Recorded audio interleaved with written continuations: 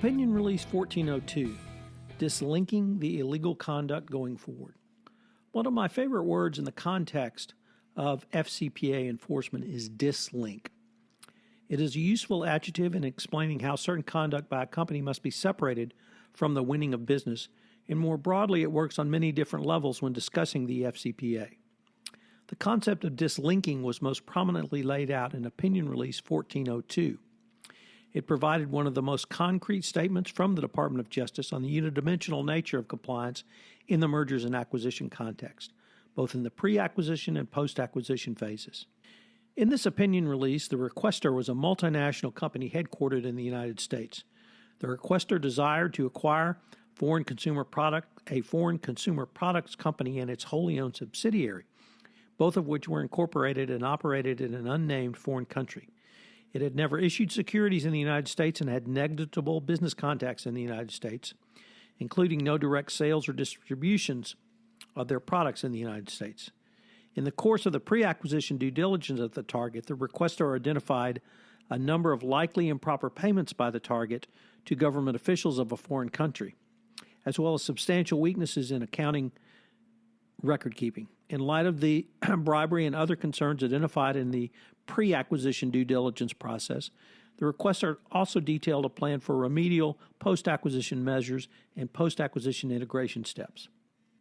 The requester sought from the Department of Justice an opinion as to whether the department would bring an FCPA enforcement action against the requester for the target's pre-acquisition conduct.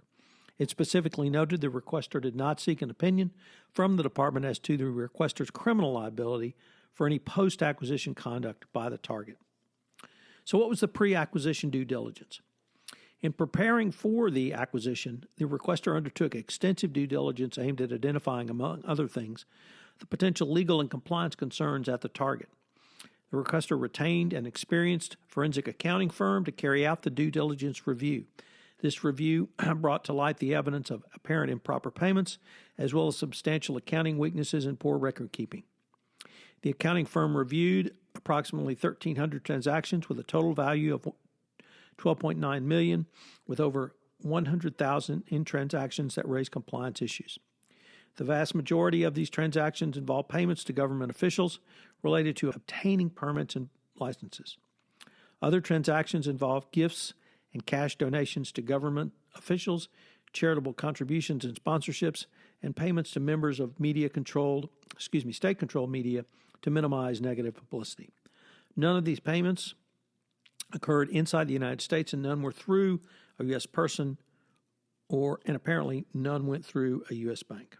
The due diligence showed that the target had significant record-keeping deficiencies. Further, the records which did exist did not support the clear majority of the cash payments and gifts to foreign government officials and the charitable contributions.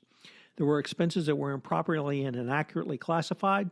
The accounting records were so disorganized that the accounting firm who did the forensic audit was unable to physically locate or identify many of the underlying records for the transactions. Finally, the target had not developed or implemented a written code of conduct or other compliance policies and procedures, nor did the target's employees show an adequate understanding of the awareness of anti-bribery laws. What about the proposed post-acquisition remediation?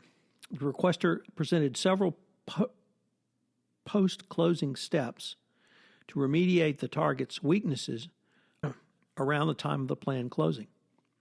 The requester aimed to complete the integration of the target into its compliance and reporting structure within 1 year of closing, and presented an integration schedule of the target into the acquirer, which included various risk mitigation steps, dissemination and training with regard to compliance procedures, standardizations of business relationships with third parties, and formalization of the target's accounting and record keeping in accordance with the requestor's application. So what did the DOJ have to say? DOJ first said that as none of the payments were made in the U.S. by the target, none went through the U.S. banking system, and none involved a U.S. person or entity, it should not lead to the creation of liability for the acquiring company. Moreover, there would be no continuing or ongoing illegal conduct going forward because no contracts or other assets determined to have been acquired through bribery would remain in operation. Therefore, there would be no jurisdiction under the FCPA to prosecute going forward. Additionally, there was a significant amount of pre-acquisition due diligence and pre-acquisition risk assessment engaged in by the target. The DOJ communicated several important messages through Opinion Release 1402. First, it demolished the myth of springing liability to an acquiring company in the FCPA context and buying an FCPA violation simply through an acquisition. All of this means there must be continuing illegal conduct for FCPA liability to rise. Most clearly, beginning with the 2012 guidance, both the DOJ and SEC have communicated what companies need to do in the M&A context. While many compliance practitioners had previously focused on post-acquisition integration and remediation, the clear import of 1402 is to re-emphasize the importance of pre-acquisition due diligence. Due diligence must begin in the pre-acquisition phase. The steps taken by the requester in this opinion release demonstrate many of the techniques you can use in your pre-acquisition due diligence, such as having internal or external legal, accounting, and compliance review a target's sales and financial data, its customer contracts, third-party, and distributor agreements, performing a risk-based analysis of the target's customer base, performing an audit of selected transactions engaged in by the target, and engaging with discussions with the target's key personnel about what their values are around bribery and corruption. Whether you make these inquiries or not, you also need to engage in post-acquisition integration and remediation. 1402, Opinion Release 1402, that is, taken together with the steps laid out in the FCPA guidance, has clearly provided the actions needed after the transaction is closed.